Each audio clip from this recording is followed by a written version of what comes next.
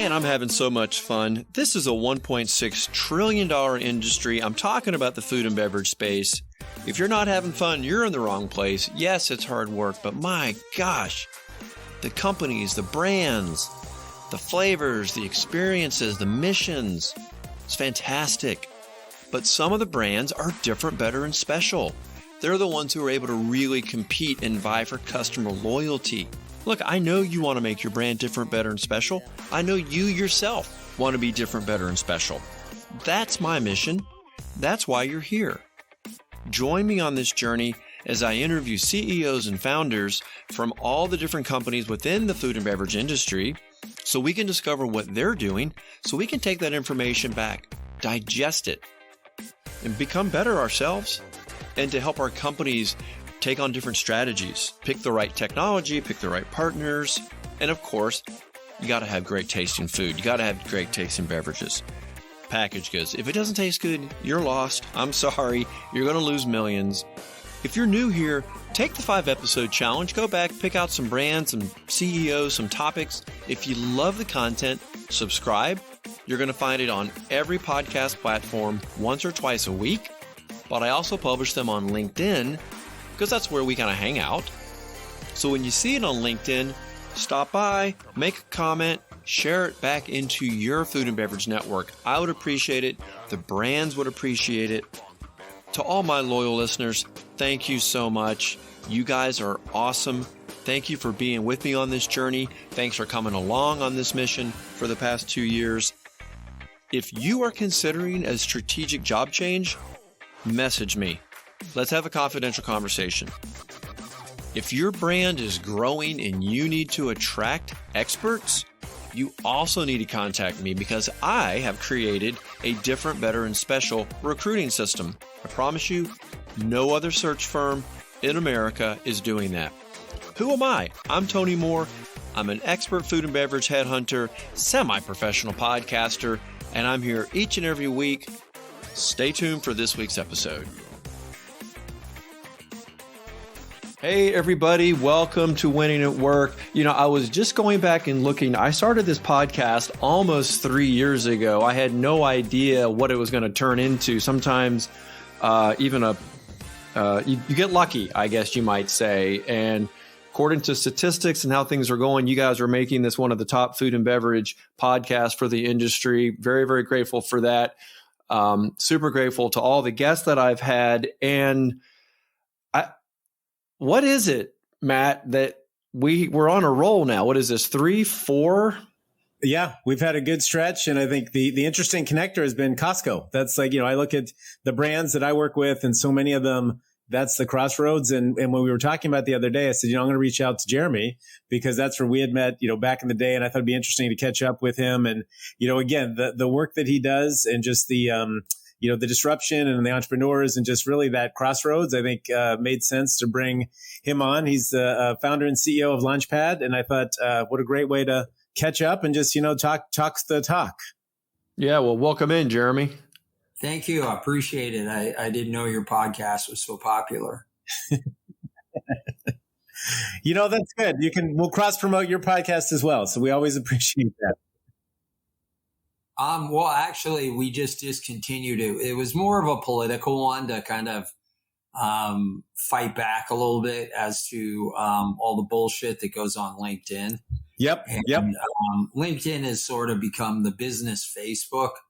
Don't get me started on that. I feel like I have gotten rid of so many connections lately just because of all the nonsense that's out there. Yeah.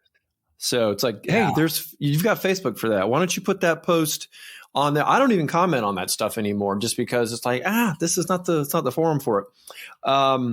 Well, what's unique about this podcast is that this is designed for the food and beverage professional. And so we bring in executives and leaders like yourself who have got the deep experience, all the great learnings, and we kind of get to kind of walk through a lot of your experiences and people can listen and learn. Of course, they can reach out and contact and do business with you, as a result, if it makes sense. But, Matt, just a couple of weeks ago, you and I were having a conversation and we talked about direct to consumer then we talked about how these brands were then launching from DTC and getting into Costco, getting into Club. And lo and behold, you said, well, I know Jeremy Smith. He's got an incubator for entrepreneurs that want to get into Costco. And that's what kind of was the genesis behind this podcast today. So, Jeremy, thank you again so much for coming in and kind of walking us through a little bit. Tell us just what is the essence of what you're trying to accomplish for your brands at LaunchPad. Well, first of all, we're trying to get them to understand Costco in a way that most food brokers are not spending the time with them. And so we turn down a lot of brands because we don't think it's the right time to go to Costco. And so, Costco will take some brands in that don't belong there just yet. And, so we're kind of this bridge between, making sure that we fight for the brand versus the buyer who's fighting for the Costco and the Costco member. And so, for Costco is very different today than it was 23 years ago when I started doing this, and that it used to be a real treasure hunt experience.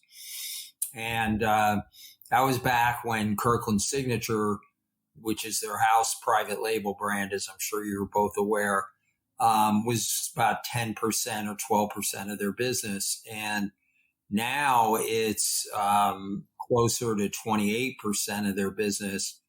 And they're one of the largest private label brands in the world today. So it's kind of a different environment. Only about 1% of the brands become successful at Costco. And so there's a real deep divide between the brands that become everyday items and the brands that are rotational items. And you have to be careful with that as a brand, because you can put a lot of time and money and stretch your supply chain, especially if you're an early company and you go into Costco, and let's say you do get $1 million purchase order, which sounds really exciting, but you do one rotation in a year. You could have taken that money and put it out into your retail strategy. So you have to evaluate all those things and what makes sense. And, Costco is loyal to, and it's why they're so successful. They're loyal to their member. They're not loyal to the brand or the food.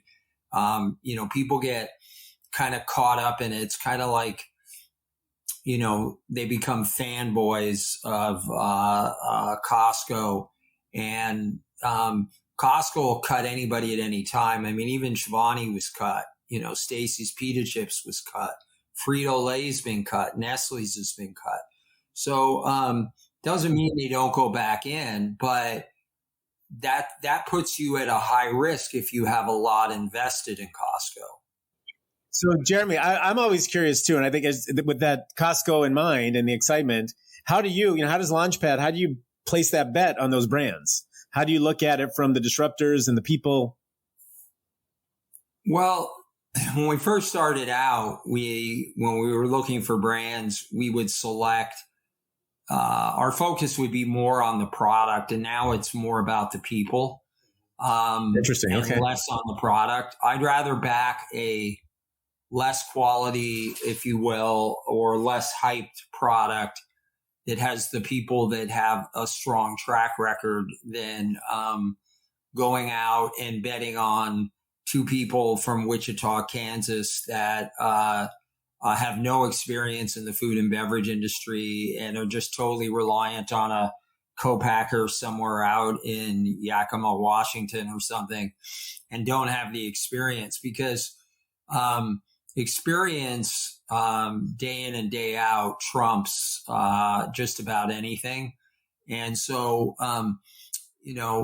we would get really excited. Like I'll tell you a brief story about a company. Best bagel product, frozen bagel product I've ever tasted in my life. It was Bagel Holes. They were out of Canada. Okay. But the guy, I don't know how he zipped his pants up during the day. He was so incompetent that And so, we tried to get ready for Costco, and thank God we never presented to Costco, but he went bankrupt in a 10-month period of time. And so we have to find people that aren't just coming out with the great next, whatever it may be. We have to find people that are capable of going across, bringing the brand across the finish line. And there's less of those people and more of the other people. So we focus on something called DUE, which is disruptive, unique, and exclusive. So we look at that, and then we look at the team. And if we believe in the team, then we'll usually move forward with them. But we also keep our client list really short. We're not into being the biggest. We just want to work with the right brands that are trying to change the environment for the better, companies like Urban Remedy. Well, you mentioned something kind of interesting, that you're really betting on the people. That makes total sense. You don't want to bring in people who don't understand the food and beverage world and the kind of money and the kind of decisions that have to be made, because it's very expensive. But I just want to go back to just something. You have chosen to focus on Costco, and that really struck me as just why. What is it that makes them a special kind of channel partner that you're wanting to get people into specifically? Well, the revenue return for all of the work. I've worked with brands on grocery, and so we're working with a brand called Kumana, and they have one of the first shelf stable avocado sauces, and Alberts and Safeway came with a 2,000. They wanted to bring them in into 2,000 stores. I thought that would be like a $3 million order. It would have been at Costco. And it wasn't. It was much smaller than that. And, for all of the work that you have to do to get onto the shelf, I kind of felt from my effort and my time that I want to put in, I'd rather work with someone like Costco than Safeway, Albertsons, or Walmart. And part of it has to do with values. Mm-hmm. My personal values are more aligned with Costco.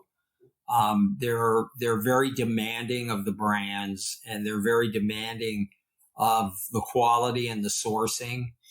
I've worked with Walmart in the past as well as Sam's Club, and I found some of the people there to be very unethical, and they don't care about the environment the way that it's more of a PR event than it is. Costco lives and breathes this stuff. And so it's also, Costco is one of those places where you can go in and you can go into one or two buildings. And we've had brands that have built their business very slowly at Costco in their home region. And that's all they did for the first year was 1 to 5 buildings. And it's much harder to do that with a slower movement, cell unit movement and velocity at, let's say, a Walmart. And I just think that while there's pluses and minuses for the brand, because the advantage for the brand is that if you meet the requirements of the retailer, that you'll be there every day. And that's what you really need as your foundation for your business. At Costco, there's no guarantee, no matter how successful you are, mm-hmm. you're going to be there every day. They will never guarantee that to you. And they warn you that you could be gone tomorrow for any reason. And there's a long list of brands that did really well at Costco, but they're not there anymore. Do you find with the, obviously with the economy now, that more brands, as they're starting, that they feel that Costco is sort of the safety net, if you will, to start? Well, I think more brands are trying to launch earlier at Costco, and they're not succeeding. There's a few here or there that are, but, Costco is really a value sale. So, the consumer is already purchasing an item generally before it goes to Costco. And so they then need to see that value that is on the shelf at Costco. And that's the biggest difference, is that if you don't have that value side to show that, there's a major price difference for buying, a 400-pound bag of potato chips versus a 15-ounce bag at the grocery store, then it's not a big enough value for the consumer to go into a Costco and take on such a large volume, and that's why I think items like kale kale chips never really took off. It's not something you call up your best friends and say, hey, we're going to watch the Niners game tonight. I've got a 22-ounce bag of kale and we're going to have some beers together. The beer part works, but the kale. Yeah. We're going to crush that bag of kale. Yeah. That makes sense. Yeah.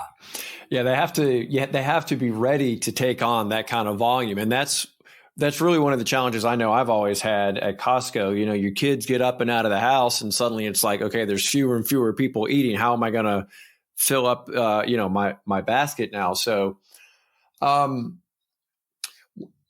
you touched on your vetting process, kind of focusing on the people. But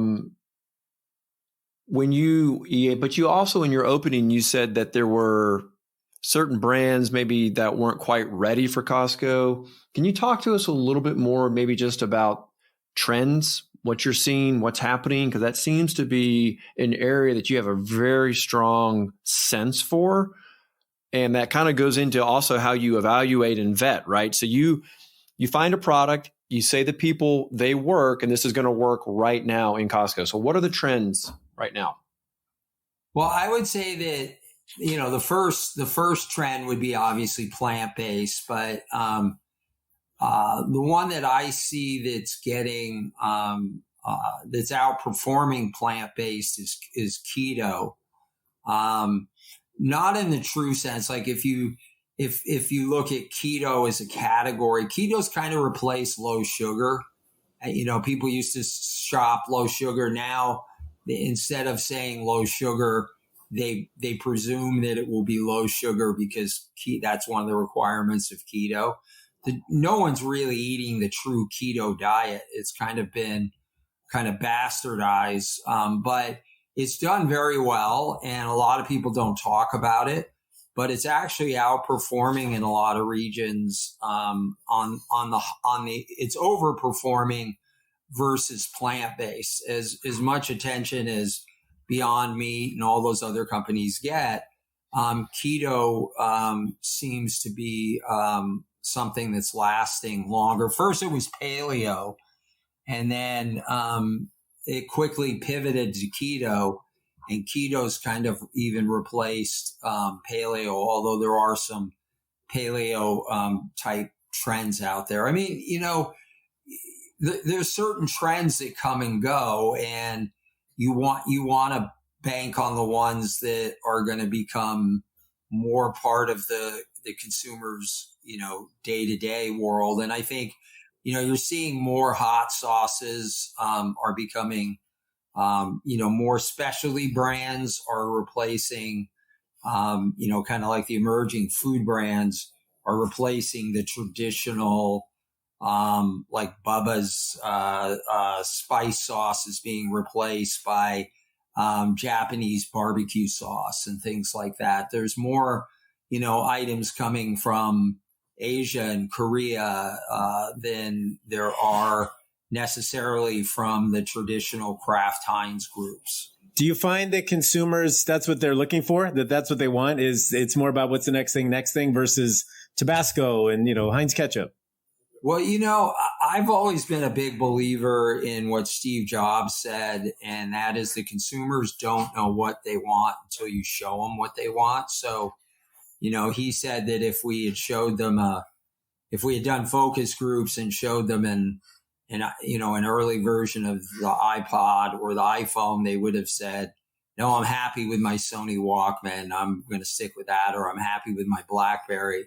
And so he said we had to show them something that was totally different that they're not thinking of. And so I think some of that is true. Like, you know, we worked with Sugar Bowl Bakery, which is a great company. They're out of the Bay Area, and they've been at Costco a very long time. But, you know, at the time period when we went into Costco, we were looking at, you know, a 3-pound brownie because Costco was selling 2-pound brownies. So the traditional thinking process is, well, if Costco is carrying a 2-pound brownie, if we go to a 3-pound brownie, then there'll be more value for the member.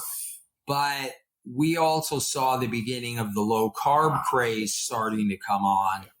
And we felt, well, what if we go with a brownie bite that is really small?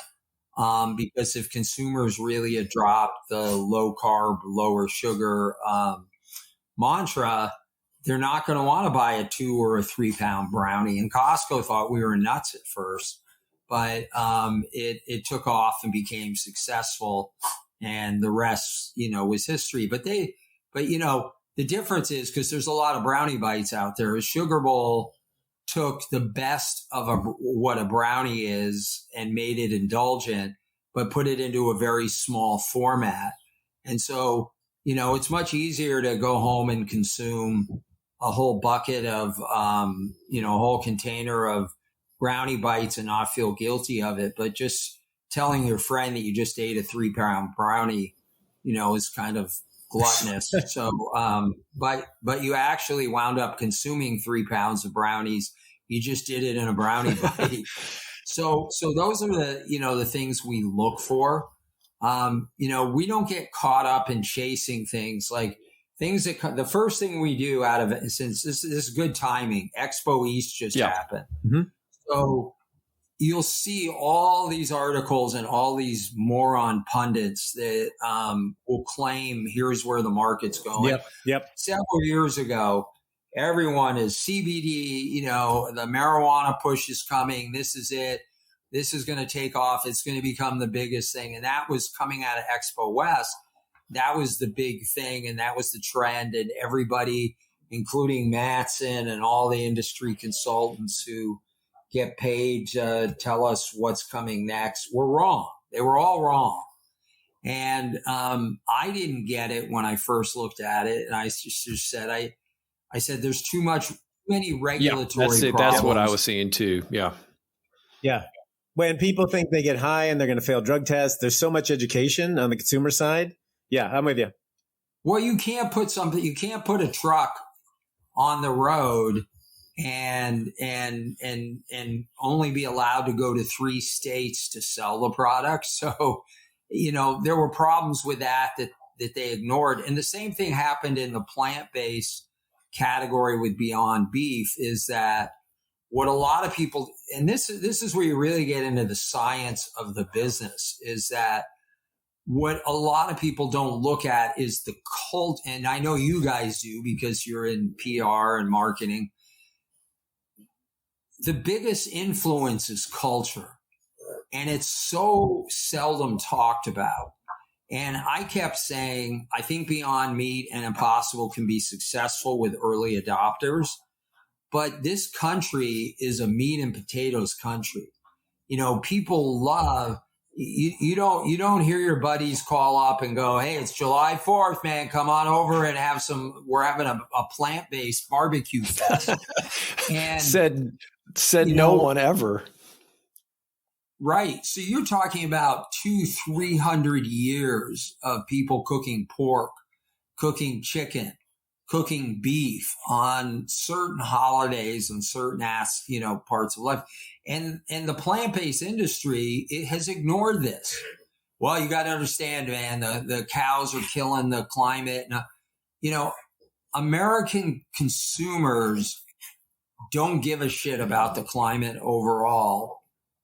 They're just trying to get through their everyday life. We want to believe that they're trying to make the world a better place, but they're still buying these giant Silverados and Tahoes that get 8 miles to the gallon. And if you don't factor all of those things into your trends and the cultural aspect of it, you won't understand how far or how slow the business may grow. And I think that's what happened with the plant-based proteins. Now, we're also faced with the reality of the fact that there is a problem and climate change is getting worse and worse. And we're going to be forced to deal with this no matter what. So the plant-based people are right on that side, but trying to get them to fall in love with food products, food is sexy. People really love their food. They're passionate about it. They fight for their brands. They really believe in it.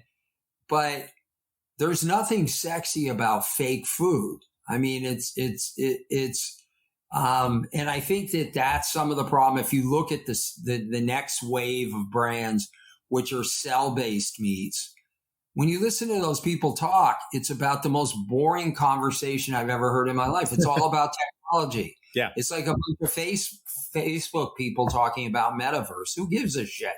Yep. Tell me, what am I going to do with that and what it's going to bring to me? And you have to look at that with food as well. And I think that sometimes the industries get, so caught up in the hype about a category or an item. And, ultimately the decider is not the brand. It's not the U.S. government. It's the consumer. And the consumers have all the power. They just don't realize it. And in the end, they vote and they decided that plant-based fake meats are not, they don't dig it. It's not, and when VC firms have put up $2 billion or more into the category and the items don't sell that well, it's time to pack it up and find something else to do. Do you think that's going to happen? Because I have seen enormous amounts of money flowing in, and we know the volume in a grocery store doesn't even compare with what's happening in the meat case. So I would imagine investment is going to be slowing down on that. I'd love to get your thoughts on that. And I also want to get your thoughts on when you're building a business plan for an entrepreneur that wants to disrupt a category, or they've got a great idea and they want to exploit maybe a white space. How much of your business plan is focused on getting them to a sale or getting them to an investor to come in and take that product over? So 2 questions there for you. Well, sometimes we're involved with bringing investors in, but a lot of the time we're just trying to figure out how grounded in reality the founder is versus how much hype he or she may be caught up in on the category. Hype, so, I to this day, I've never, in 23 years, have anyone call me and say, "Hey, I've got the worst product in the world. I need your help." Everyone believes they have they have it. Yeah, they do. Yeah.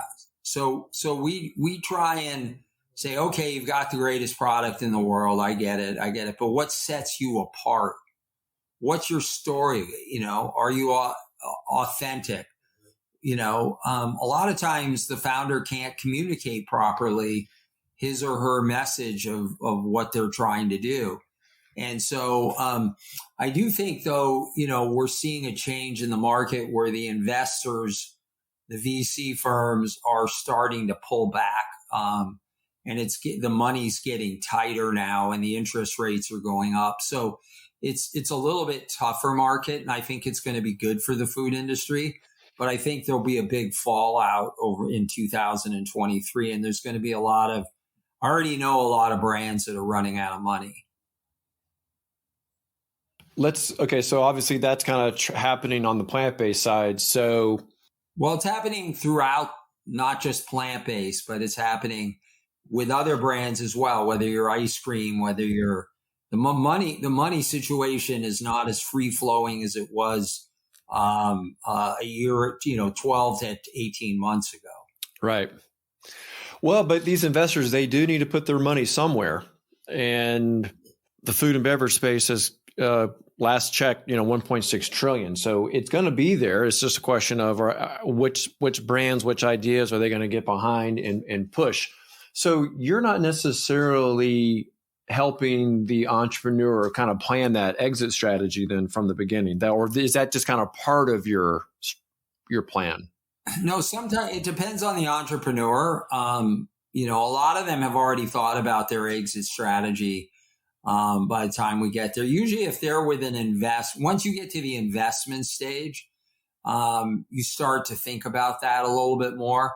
But we have a group of investors that we then say, for clients, it will sometimes call us and say, hey, do you know anybody that might want to put blah, blah, blah dollars into our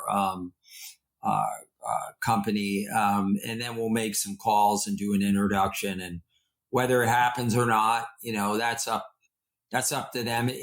There's kind of two different investors. There's the people that are just looking for the return. And then there's the people like 301 Inc., which are more involved and bring General Mills in and can really help with production and manufacturing. And so there's a different subset of investors within each community. But at the same time, it's important, for the brand to figure out early on whether or not they're going into a category that has high velocities, because that has a big impact on whether or not you're going to attract investors. That's right.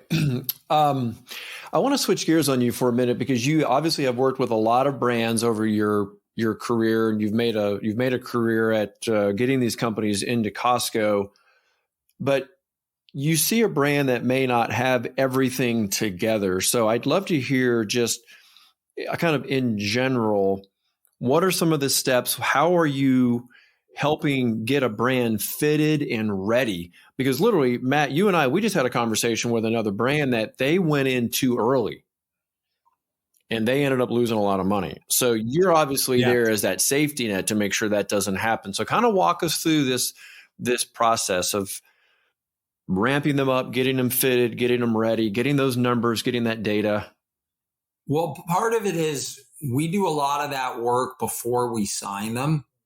Because the last thing you want to do is sign somebody and then find out as you're selling, you've got your purchase orders coming in that they don't have the money to pay for demos. So part of that, we do a pre-screening process where we really talk to the brands. Now, we didn't do that 15 years ago. Now we do it, where we go through and help them understand the capitalization and the upfront cost that they're going to have to invest into Costco, and to make sure they have access to that fund now, the money now. Because if they don't, I just had a conversation with a brand earlier in the week, yesterday, and told them that, they needed to wait a year, that they just weren't in a position that was going to allow them to move forward with Costco. I said, you could call another broker and in 2 seconds, they're going to be interested in your brand and take you out to market, and they may get you in. But the question is that what is best for you as a company at this stage right now? And not enough brokers ask that question, because there's some flawed problems with the brokerage industry in how they get paid. So they generally get paid when they sell something. So it's not based on profitability. So they don't give a shit whether you make money or not. Their goal is just to get their team out and make a commission off the deal. But for us, we're not doing this. We're not a charity organization, but at the same time, we want to see our clients be as successful as possible. And just because you can get into Costco doesn't mean that you should be going to Costco at this time. So we spent a lot of time evaluating it. And then let's assume we've met the initial criteria and they're ready to go. Then we spent a lot of time, which a lot of brokers don't do, in rehearsing how the meeting's going to go. Most brokers don't do any rehearsing. You show up and you're there and you've gone through the PowerPoint, but they don't play, you got to get, so what if the buyer says this? How are you going to respond? And some clients, to be honest with you, they don't want to put the work in to do that. And for us, then they're probably not a good fit, and we're going to pass on them. But I don't want to. For me, I'm a pretty intense guy, and I want to move quickly and get things moving forward. And I don't want to waste the buyer's time, and I don't want to waste my client's time. And more than both of those two parties, I don't want to waste my own time. And so for us, that's part of the whole getting the client to understand that you have to move at the speed of Costco, meaning that your plant has to be ready. You have to be able to pass the audits of the plants. You have to have all your vendors in alignment. And sometimes that doesn't happen. Sometimes, they say they're going to move forward and the vendor isn't really, the brand isn't really ready yet. They think they're ready. They believe they're ready. They want the easy money in their head, but we have to slow them down and get them to ground themselves and really answer the tough questions of whether they're truly ready or not to go to Costco. Do you find that the buyers are more sophisticated now versus maybe in the past where it was gut? No, it's still okay. No, I don't think there's no scientific model to say A, B, C. If you do A, B, and C, it's going to work. You don't know how the consumers are going to react. And this is why it goes all back to the timing of when you go. When you have a lot of distribution, you know so much more and have learned so much more about your business. So that gives you the knowledge and you understand the consumer better. If you don't understand the consumer better, perfect example of this is, if you do well at Whole Foods, that does not guarantee you that you will do well at Costco, because Costco is the members are a core group of people that shop at Whole Foods, Sprouts, so the natural and specialty channel, but also they also shop at Safeway, Albertsons, Wegmans, those type of stores, Kroger's. And so if you can't capture both consumers, then you're probably not going to hit the numbers that get you in there as an everyday item. So when you go too early, you don't have that knowledge. And so you're just flying by the seat of your pants. And so in the end, a lot of the brands, I'll get brands that call me and go, yeah, we worked with this other broker. And I said, the only thing the other broker, and it didn't go well. And I said, the only thing the broker did wrong was he got caught up in your passion and excitement and didn't advise you properly. You should have waited till now to go, now that you have the knowledge about who your consumer is and whether or not it matches up. Like Costco is in the US, they have 8 US regions. They're really like 8 independent companies, 8 independent stores. So, a consumer who lives in the Austin area Texas is very different than a consumer who lives in Houston or a consumer that lives in Chicago. And so you've got to have the knowledge and the experience to understand that, to figure out which regions you should be going into. So there's a lot at play, because some items that work really well on the West Coast don't work really well on the East Coast. Something you were saying about the brokerage model is broken or has some problems. That's really music to my ears in the sense that I've been experiencing that in the world of recruiting. So I'm not going to go down that path too far, but I couldn't agree with you more. When you are compensating someone for the final result, then that's what they're going to focus on, is getting everything to the finish line so we can get paid. Why? Because they've done all this other work kind of almost pro bono. So do you have any just this is kind of more industry talk here, but how would you fix that model? Well, I think there's a combination of things to do. We've started in January, we introduced a new service that allows us to help brands skip going through the broker. And so we provide them with the knowledge so that they can go to Costco directly, and we advise them along the way. And I think that's more the future of the model, because most of the buyers would rather deal with the brand than the broker. Anyway, because most brokers are not authorized to make decisions. So why not just have the brand there? So I think over time that model is going to become more dominant than the brokerage model. You got to remember, and I'm really talking about Costco, because in grocery, you need broker teams that can do merchandising and do other things that you don't do that at Costco. You're not allowed to go in and merchandise product there. So it's a very different type of business. And so, I think that, most of the brokers are what I call PowerPoint pushers. It's kind of like that's what they do. That's what they go in. And the model has existed this way for a very long time. And so, if it ain't broke, and from a broker's perspective, it works great.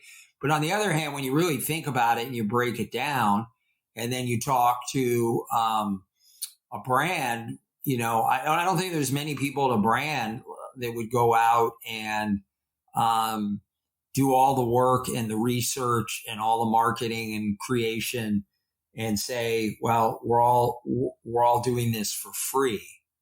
And so for a lot of brokers, they're doing it for free.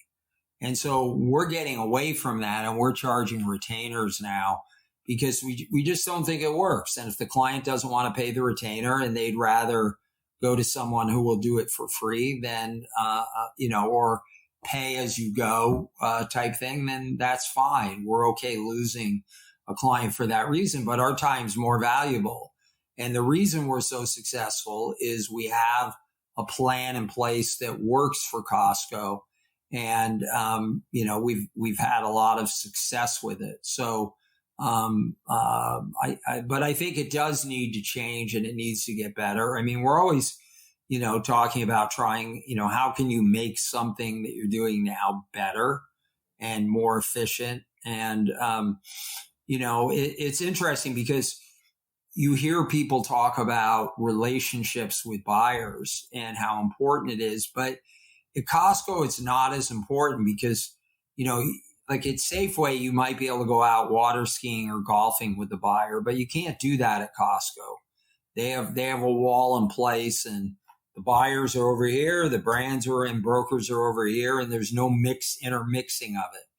And salespeople get confused thinking they've got these great relationships with the buyers, and then they're shocked when the item gets cut.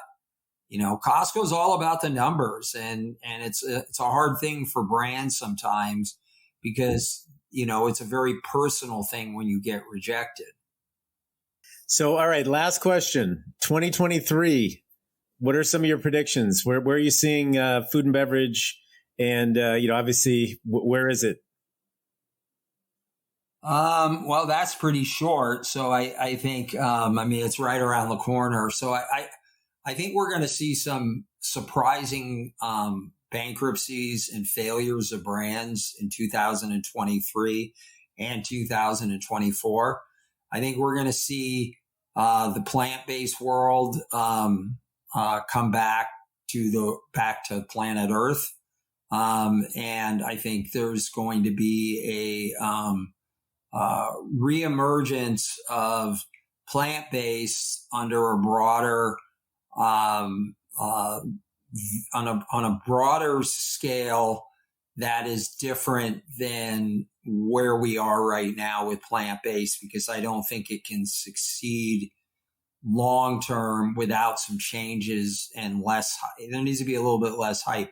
But where we see the real future of the food and beverage industry is, I think what we're going to start seeing is a new force that's going to impact the food and beverage industry, and it's health insurance companies and cancer facilities like Stanford, Mayo Clinic, MD Anderson, that are developing nutritional and oncology programs that are diet-based for their patients.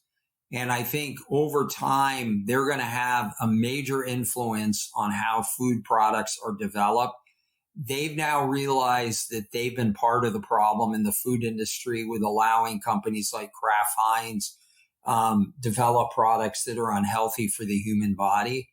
And I think we're going to go into more of a food is healing type. It's a radical idea, but it's happening now. And there's a lot of money. There's billions of dollars behind this. And I think it's going to, over the next 10 to 15 years, it's going to completely change the food and beverage industry. I think you're going to see, and the other advantage is that the medical community has a better track record for understanding and convincing consumers to switch their diets than brands have through their marketing and PR firms. And I think that's where we're really headed. Kind of like, getting people to change their lifestyle and be on a Mediterranean diet. And if you look at the data on the Mediterranean diet, it's probably the healthiest overall diet for the average human being day in and day out. And it doesn't require you to starve or eliminate a whole bunch of stuff. So it allows you to still go out and eat at a restaurant and cook at home very easily. And I think it's gonna really improve the health of most people around the world over a period of time. And I think that's where we're headed in the future. Awesome. That's cool. That was a good answer. Well, I could be wrong, but no, that was smart. I like that. Well, that's great. What's the best way for people to reach out to you, Jeremy, if they want to tell you how great their product is and they want to get it into Costco next year? Either go to our website or I'm on LinkedIn. I'm pretty easy to get hold of. So, we generally come up number one on a Google search for Costco brokers, but we will talk to anyone. So you don't have to be a large brand.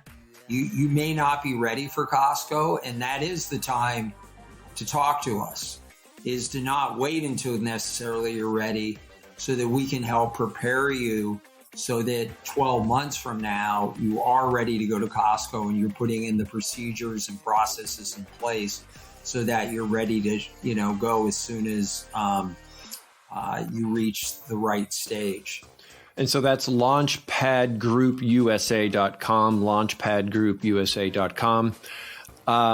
Matt, what about you? What's the best way for people to get connected with you if they need lifestyle brand PR support?